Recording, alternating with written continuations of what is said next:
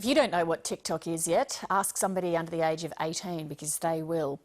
The video sharing app is one of the fastest growing social media platforms in the world.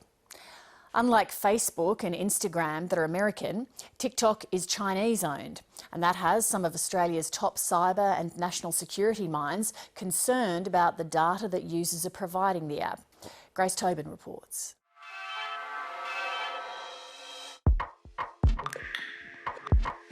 Olivia Plant is one of Australia's most popular TikTok users.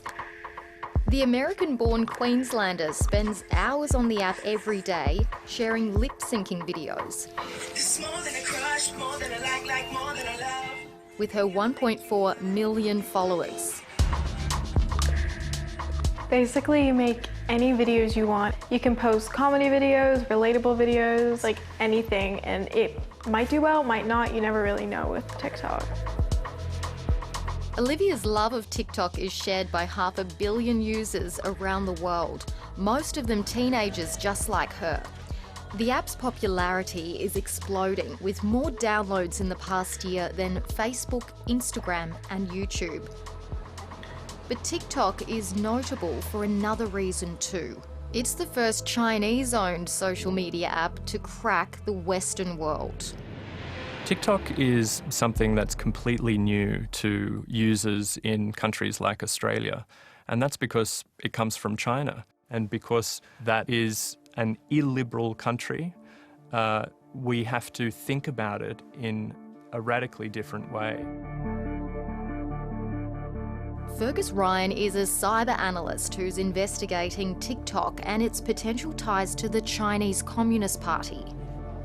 Most people are used to thinking about their privacy issues as they relate to mainly US-based apps like Facebook, Twitter, but they haven't really considered how an app that comes from China is different. The Chinese Communist Party, the authorities there, if they want access to data and it's being held in a Chinese company, they can get it. One of the main concerns with TikTok is the startling amount of personal information it collects about users. Like most social media apps, it demands access to your phone's camera and microphone, your contact list, and your location using GPS tracking. This kind of data can paint a vivid picture of a person's life. So, for example, you might have someone who uses this app or apps like it, who works in a sensitive area in the Australian government. That would be very vital information for the Chinese Communist Party to gather up. I tend to look at some of these applications as expeditionary or offshore surveillance. Andrew Hastie chairs Parliament's Intelligence and Security Committee. He's been banned from visiting China for criticising the government. Now, he's warning TikTok could be used by Beijing to monitor and spy on Australians. TikTok is mostly used by teenagers at this stage. Why does it matter if Beijing has access to their data? There are future leaders. There are future political, economic, cultural and military leaders, and we need to protect their information long term. I certainly don't want my children's data going to a foreign country who might use it for nefarious purposes. Let's stop and think of what we've done, the time that the earth has travelled around the sun. Carrie Hobday allowed her 14-year-old daughter Ellen to sign up to TikTok last year. Definitely social media is a huge concern. Okay, what do you need help with? The Sydney mum has also downloaded the app to better understand how it works. Well, I've tried to do a TikTok video. But her main concern is who's viewing Ellen's videos, not who owns TikTok or what it does with her daughter's data. I can't say cheese or bacon. Oh, I'm sorry. Lettuce. It is a concern for me that any of that information would be in anyone's hands, to be honest with you, but I didn't know that TikTok was a Chinese company, so I guess I hadn't had those thoughts before until I found that out. Parents, if you don't know what TikTok is, you should.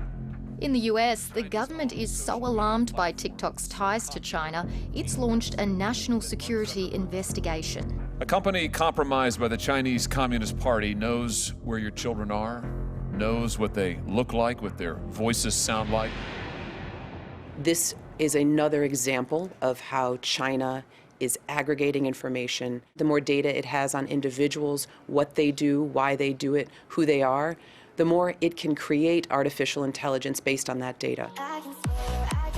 It might explain why the Australian Defence Force recently joined the US military in barring TikTok from all work devices.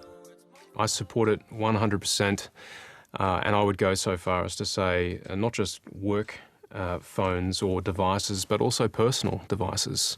Espionage can be conducted on social media platforms. We have to be far more cautious about all these tech platforms. Today's a massive day for thousands of VCE students right across Victoria. But not all Australian politicians share the same concerns. Victorian Premier Daniel Andrews is a regular user of TikTok, posting videos of his work and private life.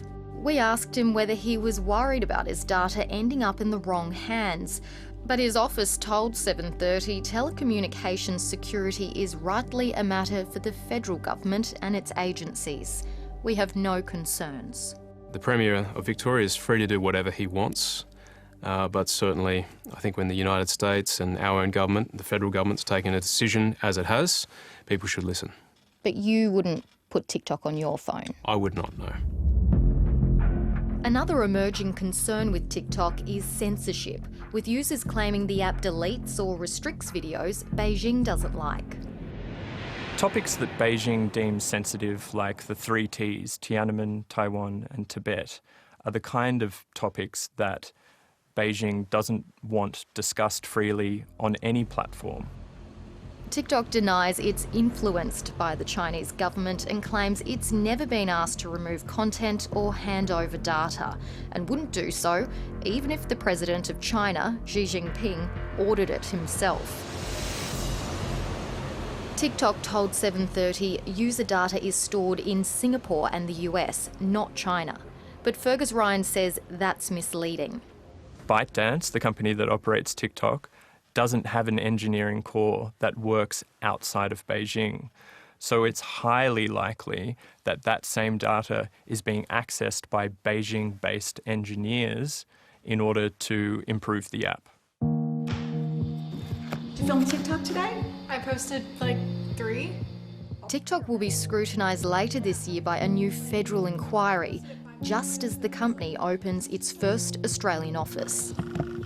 Policymakers and regulators really need to start wrapping their heads around what do we do when an app is developed in an illiberal country and then it is aimed at a user base in liberal democracies like Australia.